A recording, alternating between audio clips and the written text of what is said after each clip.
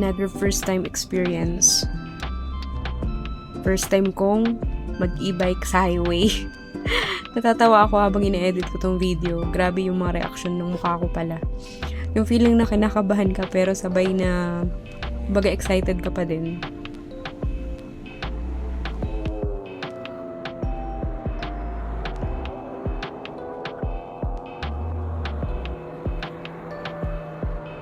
Naalala ko kasi nung pinaplano ko palang na bumili ng e-bike. Gusto ko talaga na makauwi kasi anytime sa bahay. Yung may freedom ka na umalis at umuwi ng kahit anong oras. Sa lugar kasi namin, sobrang hirap ng biyahe tapos ang mahal pa ng pamasahe.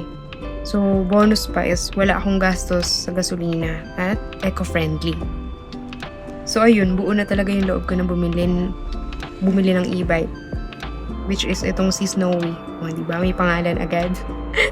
Hindi ko nga iniisip kung kaya ko bang magmotor eh. Ilang beses lang naman ako nagbike dati. Nung tinuruan ako nung kaibigan ko. Pero sabi ko na lang, kung kaya ng iba, siguro kaya ko rin naman.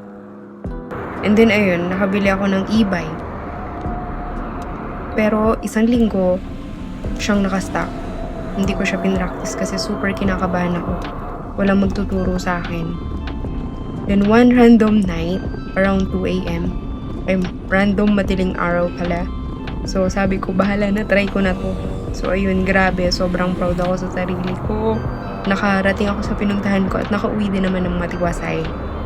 Kaya, proud ako kasi kaya ko pala kahit paano. And then, nung mga unang linggo, bawat upo ko sa motor, yung puso ko literal nakabado. Pero habang tumatagal na realize ko, ganun pala talaga kapag susubukan ng bagong bagay. Minsan kasi, nakakalimutan ko ng, kumbaga sabi kasi nila, palagi kang mag-try ng mga bagay na, alam mo yun, yung nakakatakot ba? Sa loob na isang linggo, yung mga kinakatakot mo, gawin mo, ganun. Pero, sa una lang pala talaga yun, yung matatakot ka. Kasi whether it's changing your career, moving to a place where no one knows you, kagaya nung college ako na nagpunta ako ng Lukban, nag-transfer ako kasi alam mo yun, yung wala talaga akong kakilala doon, pero hindi ko alam na sobrang may enjoy ko pala talaga yung lugar na yun. Sa una lang talaga yung kaba at yung takot, or you know, yung just breaking free from your usual routine. Yung kaba na yun, hindi ibig sabihin na hindi natin kaya o kaya hindi tayo worth it dun sa big jump na yun. It's just your body reacting to something unfamiliar. Pero that doesn't mean na hindi natin kakayanin. Sabi nga nila, when you're scared to jump, that's exactly the time to jump. Oh ha, o siya na, panoorin nyo na ang aking pagtakbo. Bye-bye!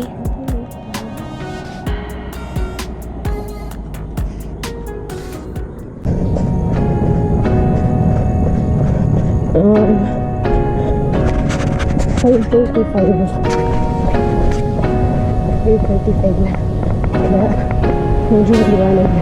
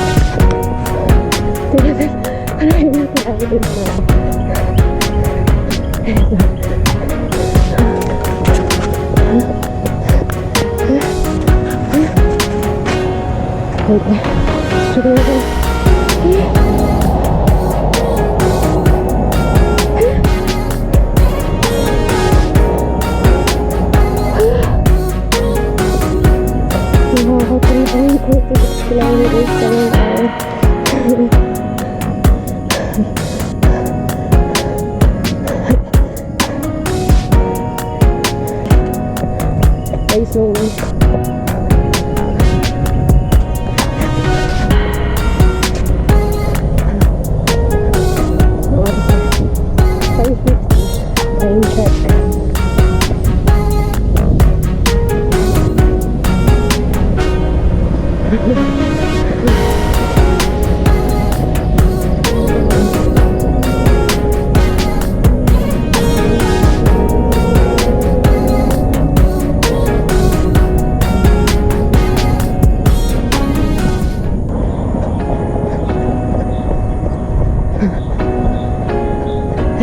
And naka 5.86 kilometers pa lang ako. Okay na to.